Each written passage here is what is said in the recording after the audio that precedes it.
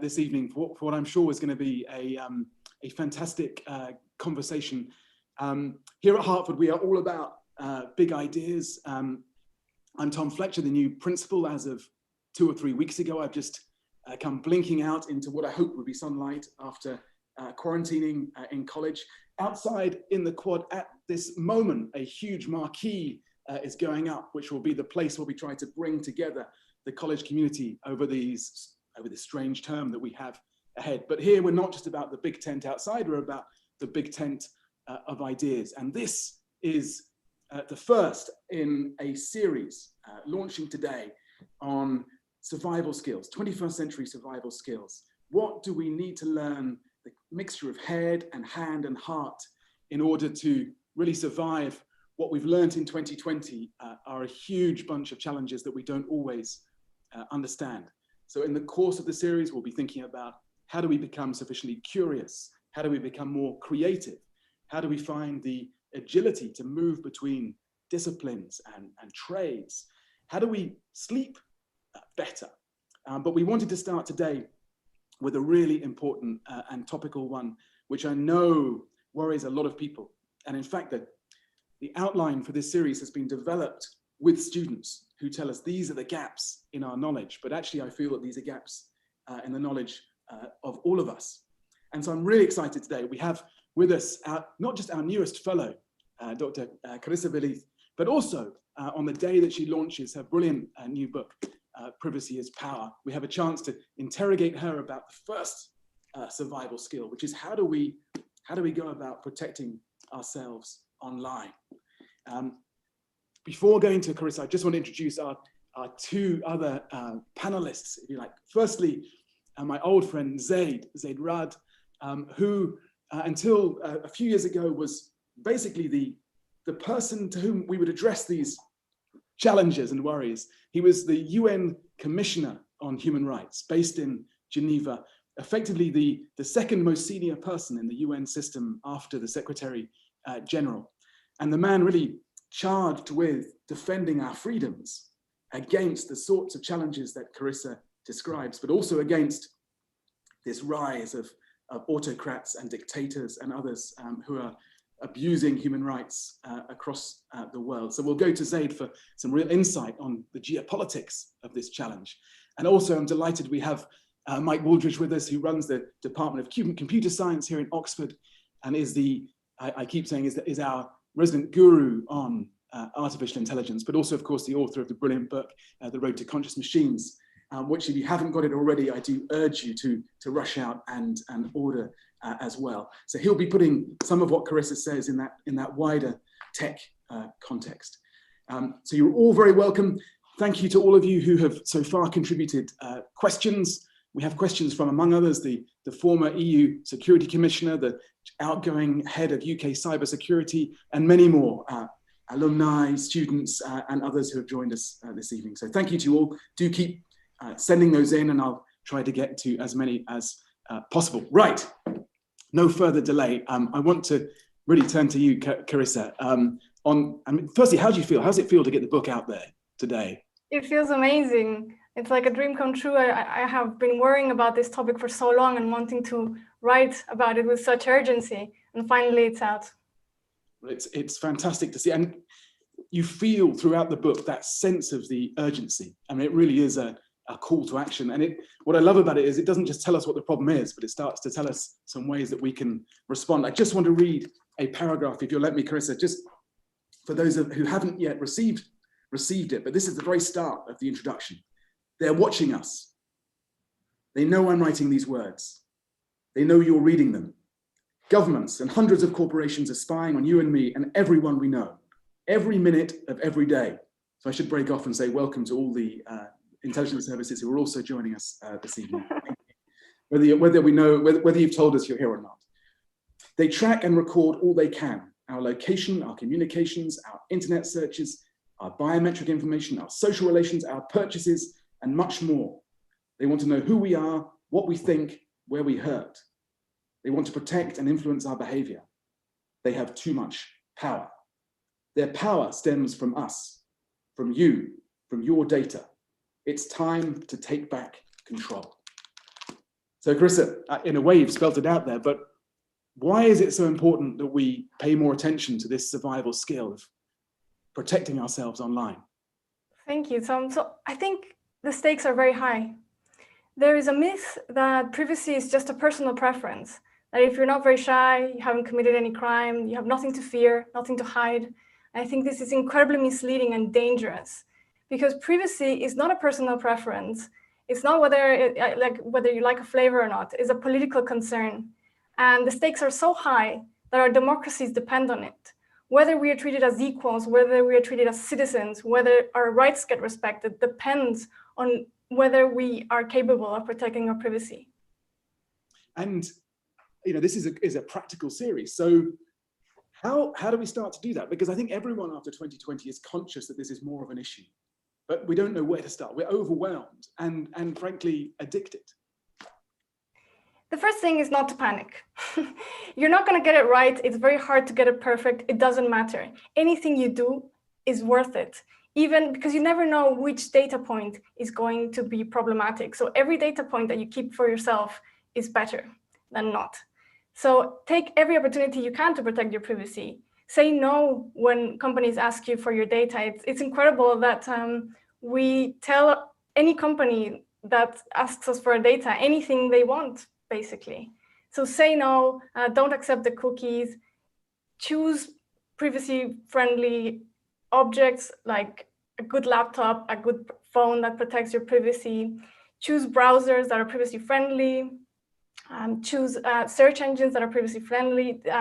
So don't use Google, use DuckDuckGo, choose messaging services that are privacy-friendly like Signal, search for opportunities. And a lot of it is cultural. We have to talk about these issues and respect each other's privacy. So don't take a picture of people and then post it online without asking for consent. And in this way, we can work collectively to create pressure so that regulation happens. We need regulation, but regulation won't happen until the citizenry becomes more aware of these issues and takes a stand. So even when you try to protect your privacy, even when you fail, you are making an expression. You are voicing that you care about privacy. And you'd be surprised how much governments and companies care about it. They're monitoring your opinion. They are worried about it. And if you tell them that you care about privacy, things will happen.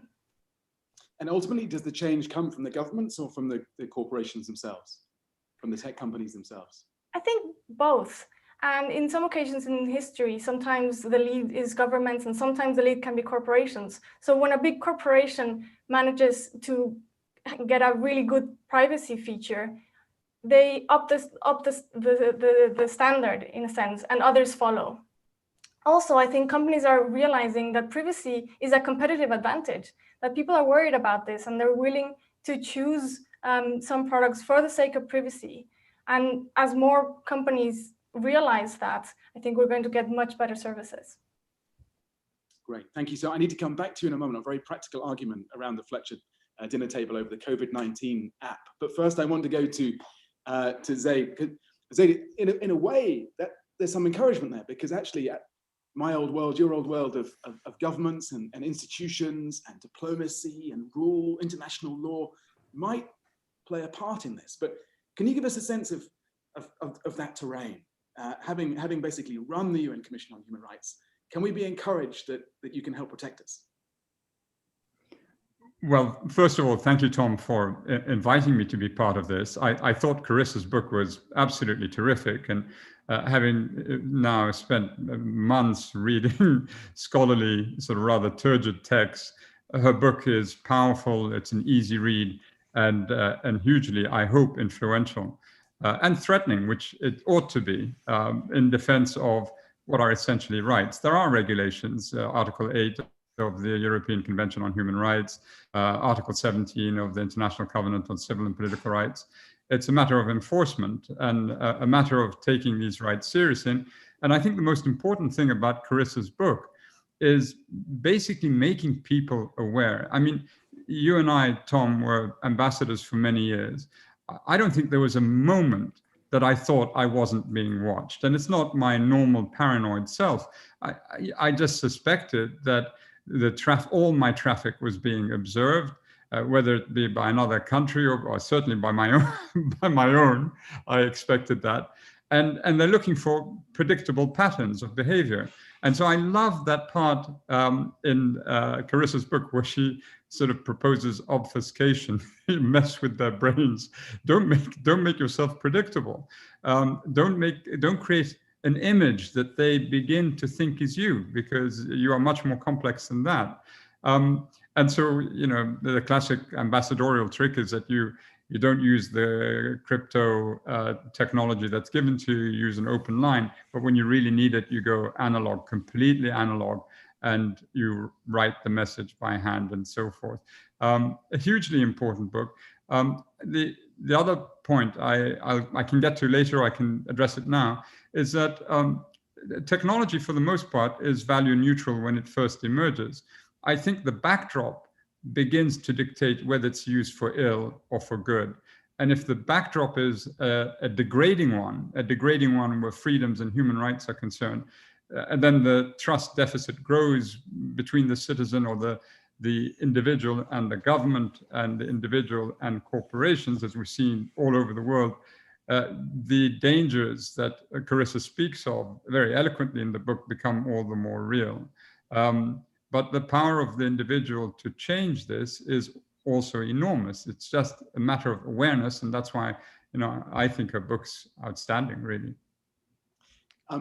Just your point there about the devices and diplomats. I remember there were moments when you and I would speak on diplomacy where, if we wanted to get a message through to certain governments, we would have the conversation out loud on the phone. It was the quickest way to ensure that certain capitals would hear what we were saying.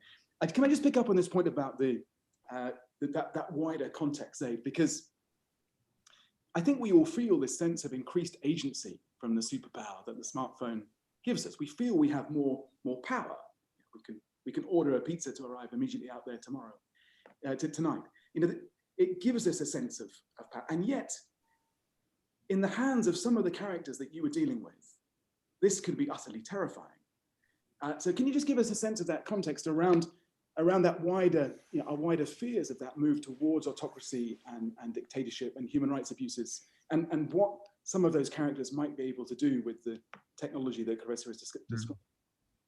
The chapter Carissa devotes, and she needs to talk about this, the chapter on the French-Dutch examples during the Second World War and amassing data, and then how it was used with terrifying consequences, is hugely important. Let's say, for the sake of argument, and it could be something close to this, there's a very close election result in the US on the 3rd of November. It goes to the Supreme Court, and Trump is re-elected.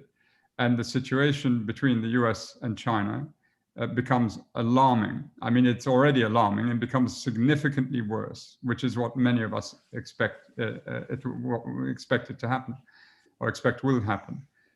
Can you imagine, for all the Sino-Americans living in this country, if you begin to not just have a cyber warfare that's spiking, but kinetic engagement as well, and the government approaches, doesn't have to go through Palantir, as Carissa points out in the book, but it goes to all the big tech companies and says, I want all your data on Sino-Americans, whatever, 10 million, 30 million, everything.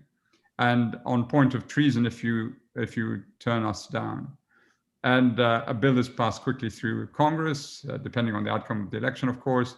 And there you have it.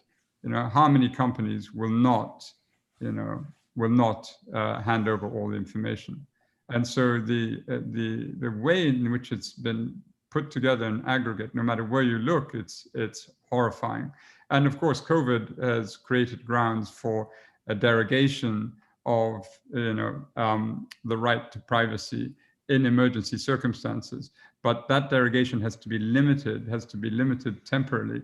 And once the COVID emergency passes, that lapses. But look at China now. I mean, you have all these universities with surveillance cameras everywhere, let alone all the apps and your handheld that gives away, I mean, any privacy you may have had.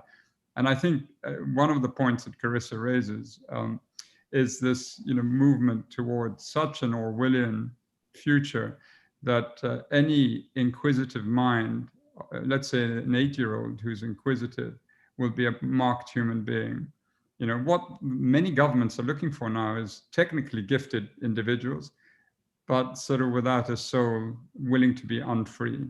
Sort of the person who Sakharov was before he became someone else. And I think that's the real nightmare, quite aside from so much of what Carissa spells out beautifully in her book, and that we need now to resist all of this. Perhaps a couple of examples that are very recent and that can show the danger is, first, there have been journalists who some hypotheses suggest that have been murdered thanks to the data that governments got from them through hacking them. That's already happened. And a second example is just Hong Kong. It shows how quickly something can turn into a dystopia. It's right around the corner. You might think that, okay, maybe this will happen, but it'll happen in 50 years. No. So a few years ago, we didn't believe some of the things that have happened would happen. And Hong Kong, 3 years ago, seemed a very stable and peaceful society, very high tech, in which people were very enthusiastic about tech. And when things started going south, we got two images that were very, very telling. One of them was of people trying to take down surveillance cameras on the streets that use facial recognition. And the other one was of people queuing on the subway because they didn't want to use their electronic card and they wanted to pay by cash. And because tech has been dominating in the last few years, usually every subway station only has one cabin for paying cash and all the rest is tech. And so now people had to queue. And it shows how if we're too complacent about technology, we might reach a point in which it's too late, when there's no option to pay by cash. And then when you don't trust your government anymore, what do you do then? It's a terrifying prospect. So I want to come back to China, and I want to come back to education, and I also want to come back to some more practical examples like that of how we can ensure it's not too late.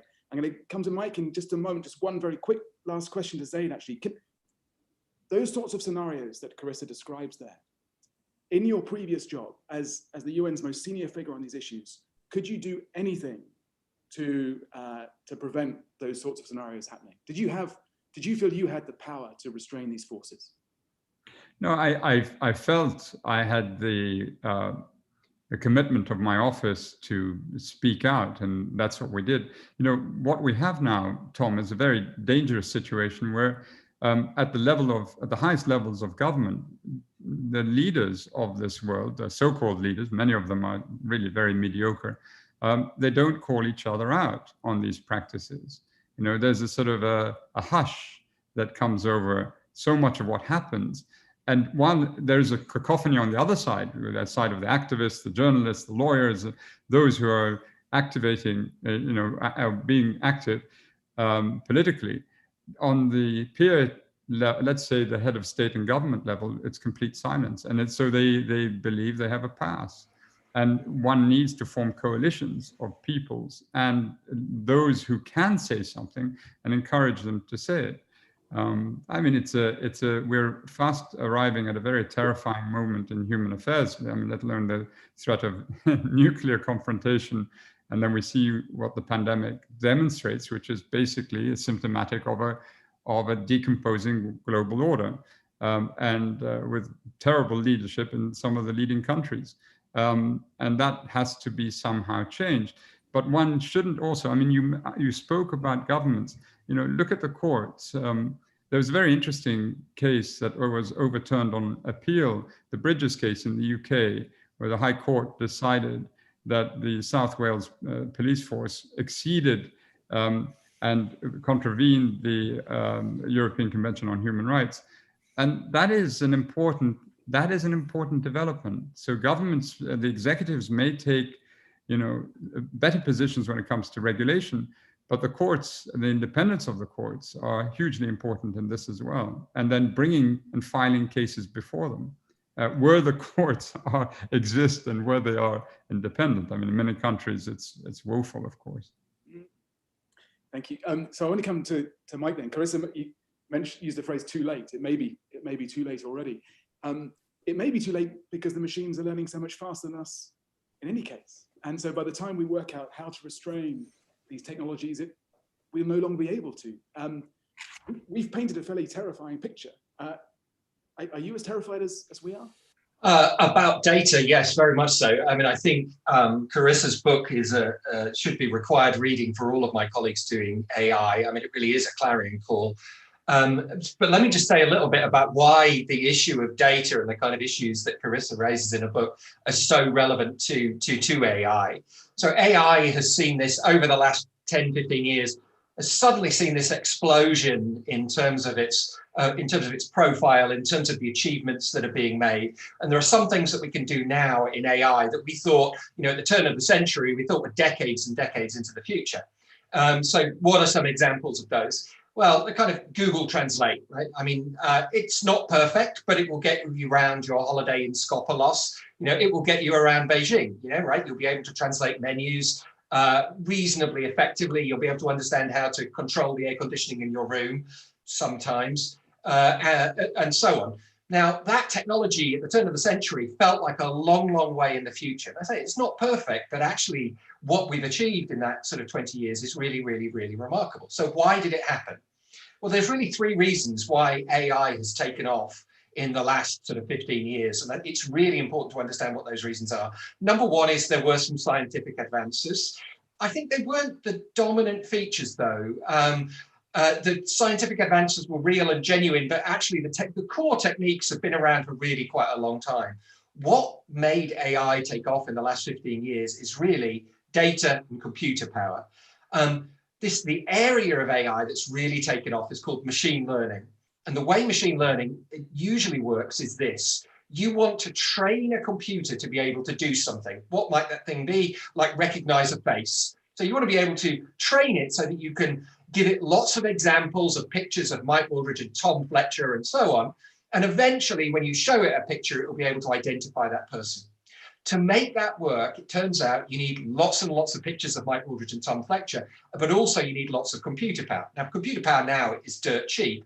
It is no accident that AI has taken off over the last 10 years when we've entered the area of big data. And every time you upload a picture of yourself or your kids onto Facebook, which I confess I do actually, I mean, I use Facebook fairly regularly to share pictures of my family and our holidays and so on. What you're doing is you're feeding their machine learning algorithms. You're giving them training data.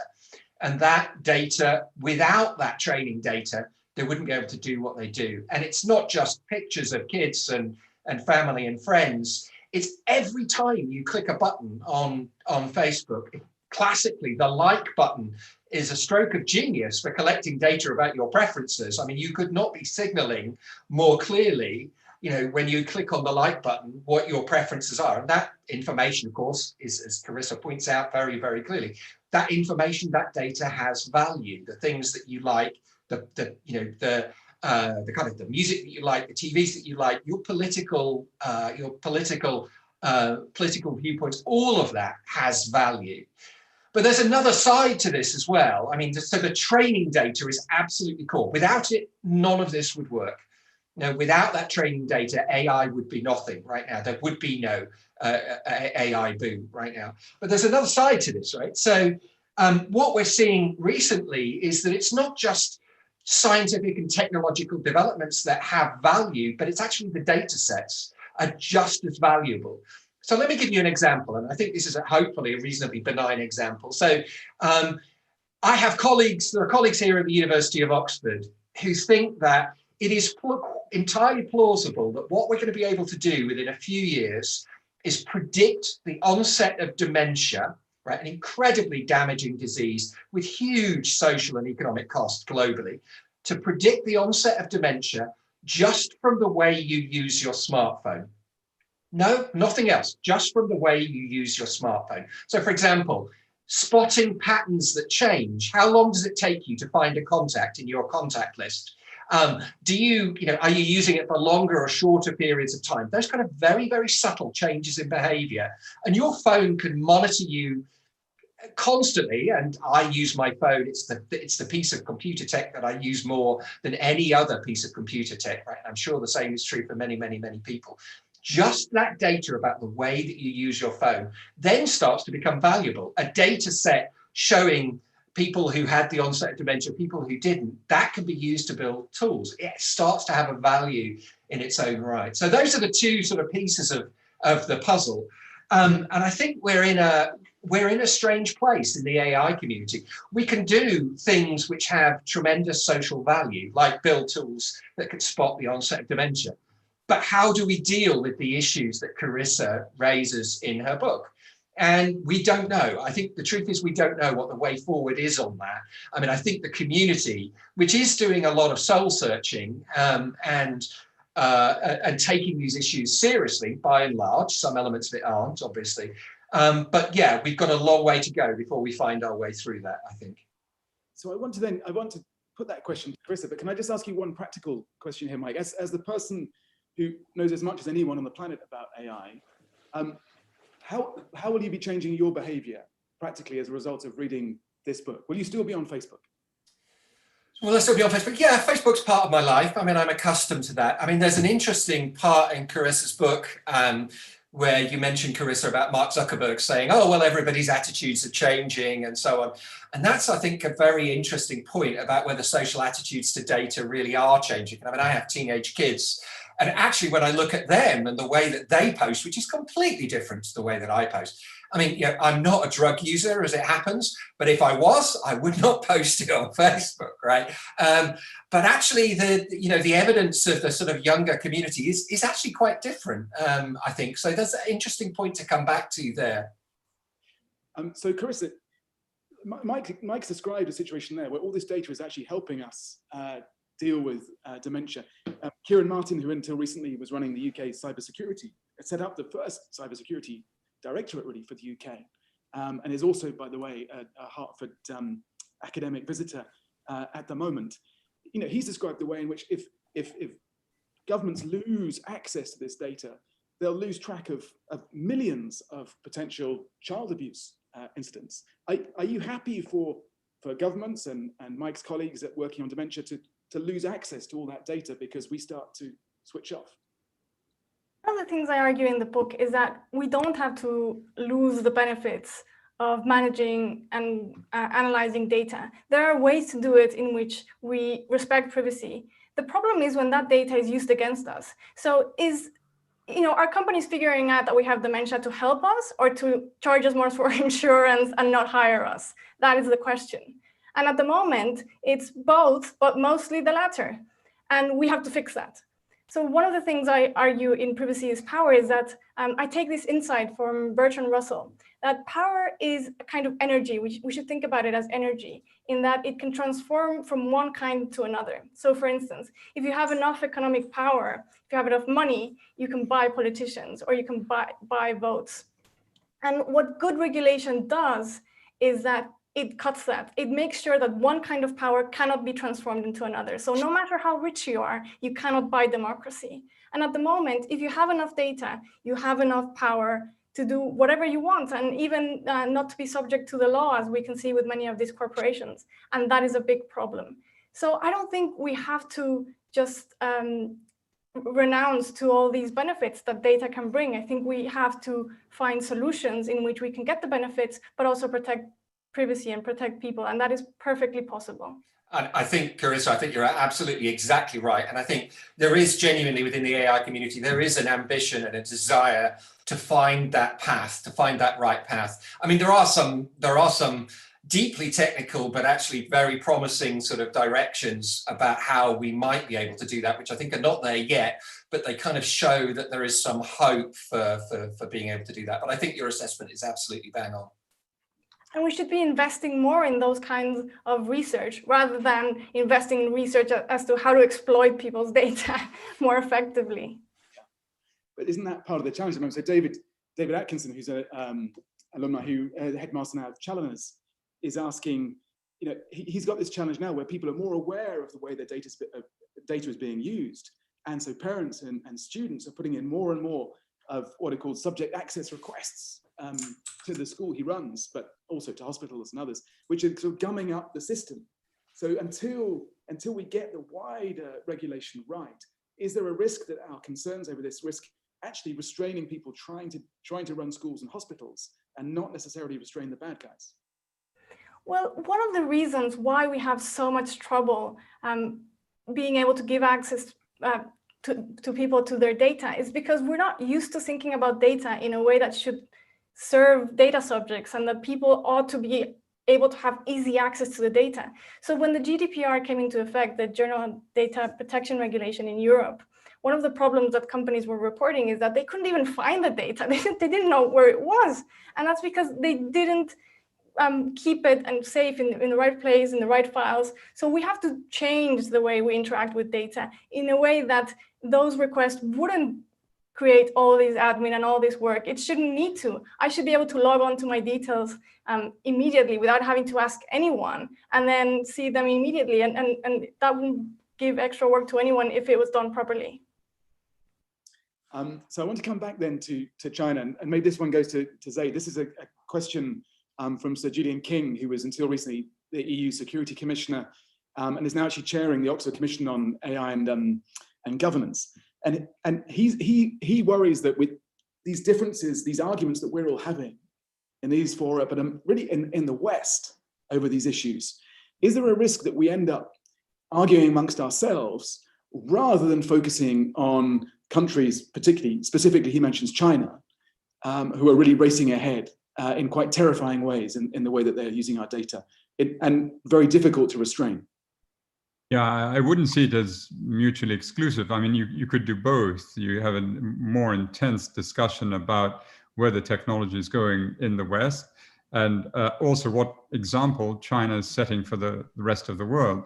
I was involved in a discussion yesterday put together by the UK mission in Geneva on Hong Kong and China. And I mentioned a point that was raised by a Russian dissident when asked, why should we care about Russia, we who are living in the United States? And he said it very bluntly. He said, look, if they can do this to their own people, just imagine what they'll do to you. And that's the point, is that they set up a sort of an example.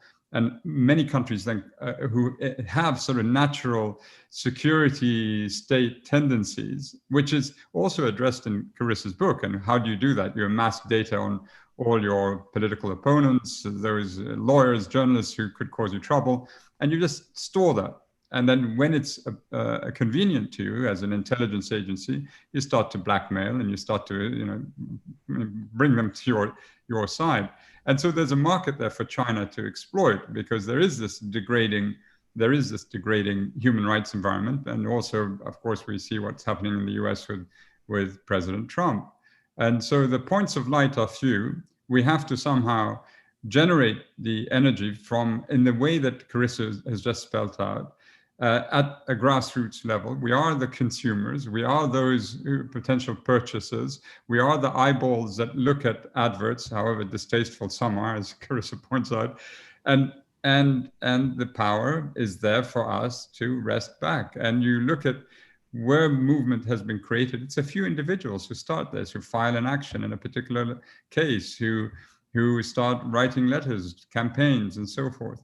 There is another. I'm listening to Mike. I mean, it was very interesting because on Facebook, I wonder whether eventually boredom will just take over, because there is a tech culture, but it's not a rich culture in the way that we understand culture to be in the traditional sense, and so much of this is a sort of a temporary fix. And they have to keep improving the so-called product to keep you hooked on.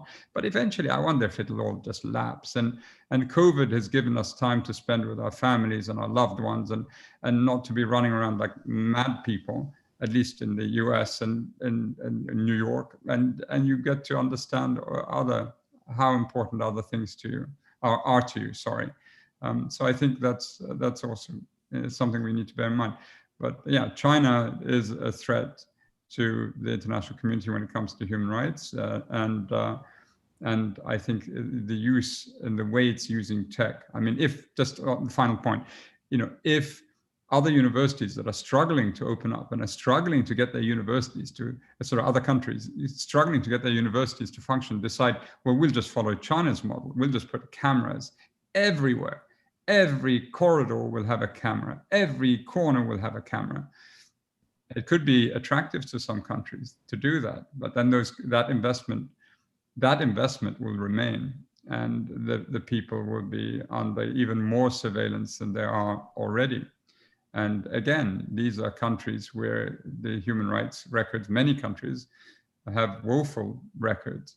And so you will be very much ill at ease. All those people from vulnerable communities understand this almost. I mean, it's second nature. And if you're traveling, and let's say you're traveling to a country that prohibits the LGBT community or hunts them down, and you are from the LGBT community visiting for business and so forth, you're not safe. You're not safe. Or we haven't solved racism around the world. It's a hugely corrosive, dangerous phenomenon, as we see in the US. No country has a handle on it, right? And that community is prone to all forms of persecution in a number of different countries. So it's you look at them, and I think Carissa's point is borne out. You may feel you're safe now, but if in the UK you had in 10 years' time someone like Nigel Farage, who is Prime Minister, or UKIP, a variation of it, as in government, if you're a Muslim living in the UK, would you feel safe with all that's available to the government? I'm not so sure. Furthermore, I would add that with respect to foreign countries that might be adversarial, we are putting ourselves at risk by having all these personal data stored. It's a ticking bomb. So, and in fact, countries are already using it for the purposes of inferring very sensitive information, like where secret military positions are. But also, you only need foreign hackers to hack about 10% of electrical appliances to bring down the national grid. And that's a huge risk. So in fact, it's not that we're arguing, against each other and not taking care of ourselves. We need to protect our privacy precisely to take care of our countries. And do you think, coming to Zeid's point about the trust and consent and the way that might sometimes constrain Western governments. I used to often use the example in Lebanon that I could basically find all the Brits in Lebanon through their phones and warn them if there was a terrorist threat. But of course, I couldn't use that power because I didn't have the trust to harvest their data in that way. I didn't have the consent. But clearly, the sorts of countries we're talking about there, China and Russia, for example, they're not going to have to worry about that restraint from their own citizens. Do you, Mike and Carissa, do you have any conversations with people in your fields in China, for example, who are thinking about these conversations? So I think if I could come in, there's a couple of points. I think first to Zeid and Carissa, I think your point about, I'm happily uploading pictures on Facebook right now, and maybe that's not an issue now, but actually, the world is changing, and the world looks very different now than it did at the beginning of 2016. And we've seen over the last few years things that felt unthinkable happen. And you're right. I think that's a sobering point. I think you're absolutely right that should give us pause for thought. Zeid, just to come back to your point, will we get bored of Facebook? So there was this prediction within 50 years there'll be more dead people on Facebook than living people. So at that point, I guess it won't be such an interesting place. To go back to the issue of countries that have different attitudes to privacy and to the correct use of technology, or the reasonable use of technology. So this is a point, exactly this point came up. I was involved in a House of Lords Select Committee on Artificial Intelligence, which met over 2017-18. And actually I'm going there again in October to have a follow-up review with them. And this point was raised explicitly. And the suggestion was, and they dwelt on this point quite a lot in their deliberations. And they felt that there was an opportunity there for the UK in particular to to be a home for trusted technology. If we take this issue seriously and we do it right, then actually we can be a haven for people that do care about these things in the world. You know, if you buy technology that's been through the UK system, then perhaps you can have some faith in it that it isn't, you know, it doesn't have backdoors that allow easy access to undesirables and so on. So that is an issue, I think, which is taken quite seriously and is the subject of quite a lot of discussion in the UK AI community. That is a fantastic point. And one of the interesting things that we saw during COVID is a lot of people in China beginning to rebel against very intrusive technology. And one of the things that AI needs to work properly is very reliable data. If you get inaccurate data, if people rebel against the system and start obfuscating, your quality of data is just going to drop. So people need to trust you in order for them to give you very accurate data. And I think Mike's point is exactly right. So then I have to then ask you, Carissa, then, because it's coming through from lots and lots of people on the chat as well. Helen Nixon, Georgia Shave, and others. Trust and data. Do we trust the NHS Test and Trace app? I think the jury is still out. There are many things in this app that are much better than the last, much, much better. So it's a decentralized app. They're going to share the code. So I imagine many privacy experts are looking through the code right now, and I think we can expect to know more about it in the next few days. It's very new. It just came out today. It looks good. And I think it's important, and I think that the UK made a good decision in doing a decentralized app after, you know, having a very bad experience trying a centralized app, and that was an absolute disaster, and everybody knew it was going to be a disaster. But one of the things I think we need to have in mind is that tech doesn't solve everything. We have a very naive view of tech as this perfect thing that always works, and we don't need anything else. And at the beginning of our conversation, when we were talking about how sometimes it's safer to go analog, really, when I look at the technology around me, whatever I need to count on something, I count on paper and pen, because that doesn't go wrong. It doesn't have any glitches. Nobody's going to hack it. I don't need electricity. You can just count on it. You drop it and it won't break. Tech is very frail in many ways. So regarding the app, it might help, but we really do need a good contact tracing system that is not only digital, because there are people who don't use phones, because even if the app works like incredibly well, apps have limits. So apps work through proxies. And there are many cases in which it might not detect an infection, or there can be an infection, like for instance, when two people see each other and have a very close contact, but it's not 15 minutes. So the app wouldn't record it.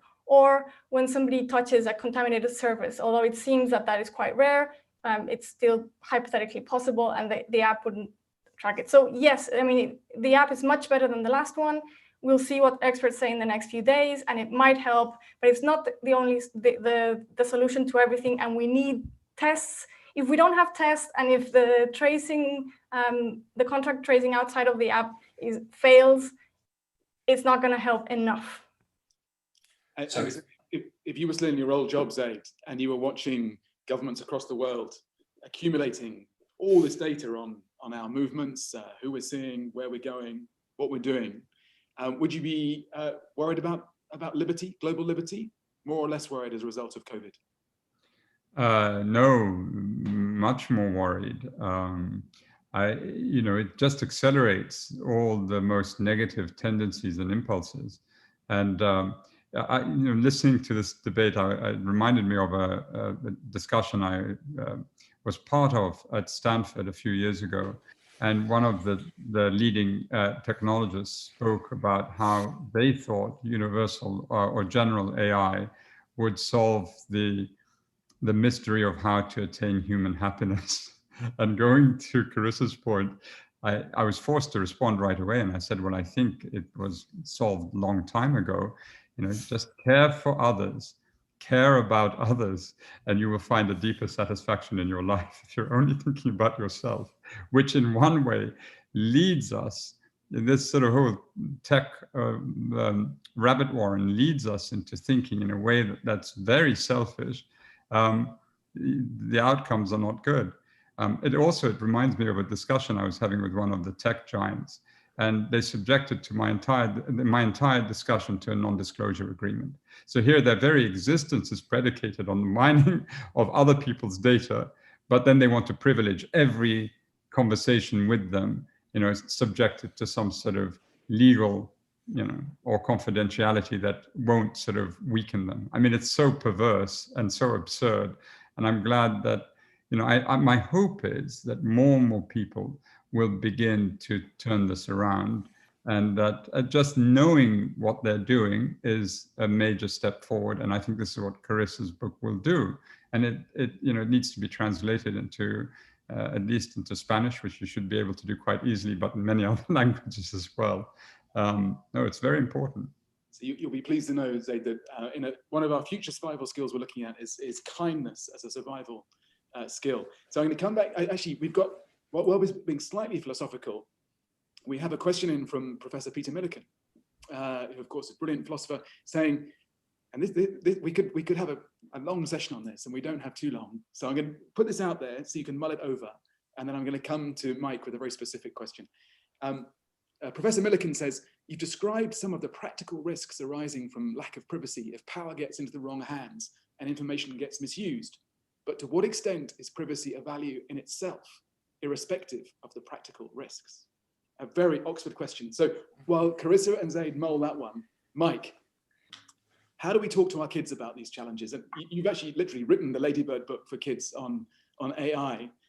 How do I try to prepare my 8-year-old to cope with these sorts of online challenges? So I think with respect to that book, which by the way is not just aimed at kids, adults, you can get a lot from it too. I think one of the main message in that book is, and indeed in the follow-up book, which is really a much lengthier exposition on much the same subject, is that the kind of the headline fears that people have about artificial intelligence, kind of robot takeovers, that's not really the things that you should be worried about. The things that you should be worried about are precisely the kind of things that Carissa is raising in her book. So I talk about issues of autonomous weaponry. Should an autonomous drone have the right to decide whether to take a human life? Should it be empowered with that ability to make that decision? What are the issues surrounding unemployment and so on? And so there's a big long list of things that we should be losing sleep over. But there are many things that I think right now that we shouldn't be using. I mean, I am not losing sleep over a robot takeover right now. So, I mean, I think if we can shift the debate about where AI is going away from the Hollywood dystopian sort of visions to the issues that we should be really concerned about. Data is absolutely central to that for the reasons that I described earlier. Without data, current AI is nothing. So it needs data to make it work, and that can do wonderful things, but it can also do deeply unpleasant things. I mean, I think we need to, if we can shift that debate, I think that would be a win from my perspective as an AI researcher. Just on lethal autonomous weapons, I did this report a couple of years ago for the UN Secretary General on the challenges of technology. And one that we really highlighted was lethal autonomous weapons systems. And 2 years later, I think 200 tech leaders got together to write a letter to the UN. This was after your time, Zeid, to say, you need to drop everything you're doing and come up with some way to restrain us. We're creating risks that we can't manage. And the letter was lost in the UN for over a year because no one could decide whose job it was to respond. So again, it comes to Zeid's earlier points about the fragility of the international system in trying to come up with ways to manage these risks, which are changing so quickly around us. So I'm going to come back though to Carissa first, and then Zeid on Peter's point on privacy. Thank you for the philosophical question, Peter. So one way to think about it is to test two thought experiments. Philosophers like thought experiments. And one of them is to think about, suppose you're a very good person and you have no bad intentions whatsoever, and you have the option to surveil on your neighbor. Suppose they haven't realized, but actually they are just broadcasting their whole lives into your window. And you can watch everything they do. You won't do anything about it. You won't harm them in any way, and they won't feel uncomfortable because they don't know. Is it okay for you to do it? I think most people would say, no, that's wrong. You should alert them that their window is open and they're doing something private, and you shouldn't watch. And I think that tells us that somehow we think that the world is a better place when people protect each other's privacy. The flip side of that thought experiment is to think, well, imagine that somebody's going to watch you, and they're good people, they're not going to harm you, they're not going to abuse that data, and they won't tell you so that you won't feel uncomfortable. But you have the choice now. You can choose between a world in which somebody's watching you at all times and they will never hurt you, and then you will forget about this, so you won't even feel uncomfortable, or you can choose a world in which nobody is watching you. Which one would you choose? I think most people would choose the world in which nobody is watching us. When people are watching us, certain kinds of things don't happen as naturally. The world changes. And one of the things I think we lose with so little privacy is a great deal of intimacy. Certain kinds of conversations don't take place. Certain kinds of moments just don't happen when we know we're being watched. Thank you, Carissa. Zeid. But to follow on from Carissa's point of view, from a human rights perspective, the right to opinion is inviolable.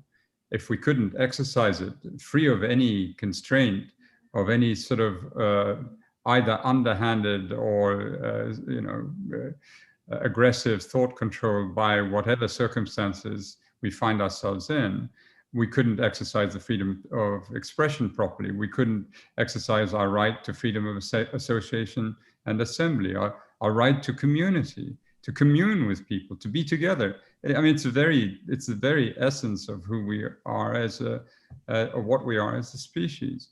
And so there is a very direct, yes, importance to that particular right. And when it goes, you only have to go and live in a country like, the Democratic Republic of Korea, North Korea, or, if anyone who likes to say that, well, other cultures, they don't really value their freedoms. It's not true. Every time someone says that, they usually have some interest with the government or the state that's imposing this on their people. You go to prison after prison, you meet with dissidents, political activists, they'll all tell you everybody values their freedom. And the heart of it is right to opinion. And without any any influence adjusting or playing with that, the right to freedom of expression is controlled by the prohibition on incitement to hatred. That has a break. The right to freedom of opinion ought not to have any break on it. Thank you. I'd like to, we're going to come back to Carissa to close things up. I'd like to go to Zeid and Mike to get their final piece of advice for all of us listening to this debate about how we can better control our own data. If there's an action we can take in the wider human rights space that will help promote liberty more widely. I'm going to just pick up on one question that's come through from a few folks, starting with Adam Coots, which is coming to me around the way that the UK government uses data. Can governments actually process all of this enormous data? Are they capable of using this for either unpleasant or pleasant outcomes? I think the reality, Adam, as the person who used to process the intel that went to the Prime Minister, is that we are searching for the needle in the haystack, and that often means you have to rummage through a lot of hay. But actually, the bits of it you're really looking for with sort of laser-like focus are around the terrorist threat, the crime threat, and so on. But I realized that actually, in an era when trust in any form of authority is diminishing rapidly, that's probably not good enough for people anymore. And it may be much, much harder to get the consent to rummage through the hay, even if we know the needle is in there somewhere. So I want to come back. Let's go to Mike first. What's your call to action to us as a result of reading the book and this conversation? So I guess from my perspective, I think the take-home message is, or the thing that I will go back and take away from this is to understand why people want your data and what it's actually doing. And I say what it's doing in my community is it's feeding machine learning algorithms, it's training them. Without that data, the AI that's taken off so much over the last 10 years just wouldn't be anywhere. It was absolutely central to that. And it's what it's enabling people who have that data to do. So I think that's a key thing from my perspective. The other thing I've taken home, by the way, is that I'm clearly far too flippant about my Facebook presence. So I will need to go away and reconsider that with great seriousness. Thank you, Mike. Zeid. No, read Carissa's book. Everyone should buy it and read the book. I thought all the advice. I mean, you know, when you give advice on what sort of email addresses, I mean, you're classically subversive, Carissa, and it appeals to me. So the next time I'm traveling through Heathrow and I want to log on and they ask me for you know, I'm going to give one of your fake you know, email addresses. No, a lot of practical advice, but with potentially very important positive consequences. No one is saying we don't want technology that benefits us, but the way in which it's used and this pernicious sort of with this pernicious side effect, and then not just side effect, but in some countries, of course, it's a fundamental tool to repress people and subject them to unjust rule, and that's something we don't want. So I think follow the practical suggestions that Carissa points out, and then keep talking about these issues, and it'll make those who are working on these issues more nervous. I mean, there was one final suggestion which we toyed with a while ago. I don't seem to remember it going anywhere, and it was whether computer scientists, and perhaps Mike could touch on this, computer scientists and engineers shouldn't at one stage in their lives when they collect their degrees, you know, have an equivalent of a Hippocratic oath that you are, you know, devoted to solving humanity's problems.